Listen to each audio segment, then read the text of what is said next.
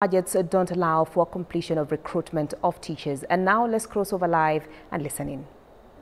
They go to the MP, but when, for example, a few cases I have received directly from some of you. When you go to the files, we have written to the chief, we have tried to write to everyone, and they have not brought this. One of the problems that we have in pension, especially in our desks, is the death gratuity. It's not even the normal pension per se of retirement. It is the death gratuity.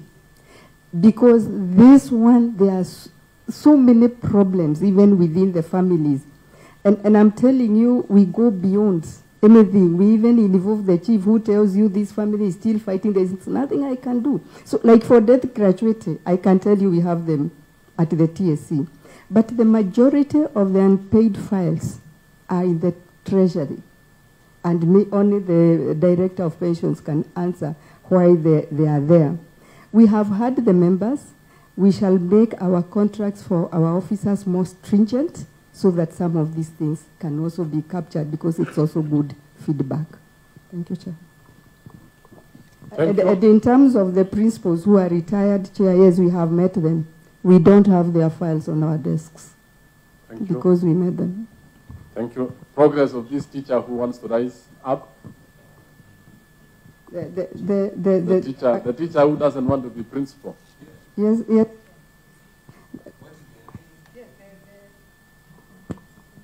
The highest grade a post-primary school teacher can go to is C5. And the Cabinet Secretary for Mining and the Blue Economy, Ali Hassan Joho, has called on formulation of policies which will spearhead reforms in the mining sector and inclusion of stakeholders' voices in the Mining Amendment Bill 2023 for growth of the sector which has been invaded by cartels. Speaking in Mombasa during a forum with the Parliamentary Committee on Mining, Environment and Forest, Joho said that the mining sector needs to be protected and all records are digitized and more labs to be put in place, which can only be achieved through good policies. The CS has also pleaded with the Parliamentary Committee Chair David Gikaria to increase the docket budget allocation for the efficient and smooth running of operations. Ile kitu ambao tunataka ni mpango kwanza. Mpango kwanza wa enforcement, mpango wa labs. Na unaweza kuona kwa nini tuko na muhimu na dharura ya lab. Kwa sababu mineral ikitolewa kwa ardhi ni mara nyingi sana huwa haiwi mineral moja. Mfano hata hii titanium ambayo inatolewa katika belt ya coast inafaa ikipelekwa lab, you may even find katika ile ore ambayo imetoka may have more than one mineral.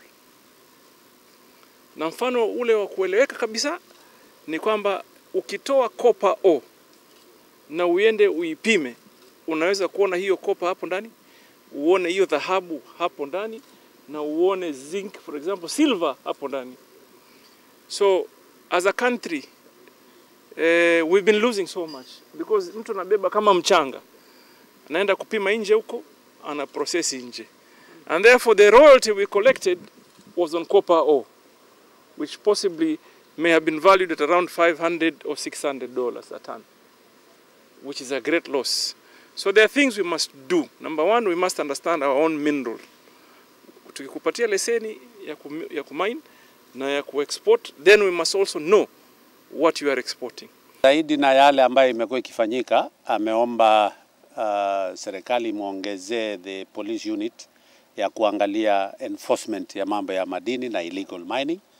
Na ametuhakikishia kwamba saa hizi kuna foreigners wengi wamekuja hapa na wameshikwa tayari. Tutaita wahusika wa mambo ya usalama ndio waweze kumaliza the illegal mining, kwa sababu hao watu wanatubebea mali nyingi. And to the Western Belt, Malaba meat sellers have decried over high rates of taxation from the county government of Busia, yet services being rendered to the traders are dismal. The traders, led by their chairperson Wilson Okama, urged the county government of Busia to amend policies and to allow meat sellers to pay for a single permit as opposed to many licenses which are suffocating the trade. The sentiments, which were echoed by David Ekirape and Patrick Omanyala, slammed the municipality for its failure to live up to the standards. Nayo katika Busia County tunalipa ushuru ambapo tunakata license hata katika county tangu tuanze kazi hatujaipata chochote kina support biashara. Mambo mengine pia hata mambo ya elimu ya watoto, kwa sababu watoto wetu ndio watatuweza kutuinua katika maisha. Na nataka kuwaomba vile mnangangana kufanya hii kazi, mnaamuka mapema.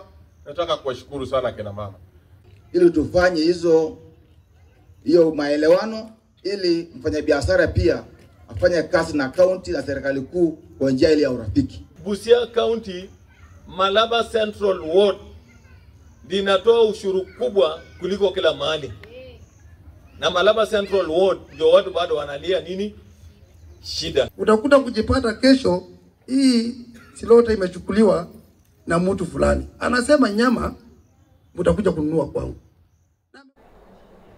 Well, and with that, we've come to the close of K24 Newscast. Many thanks for keeping me company.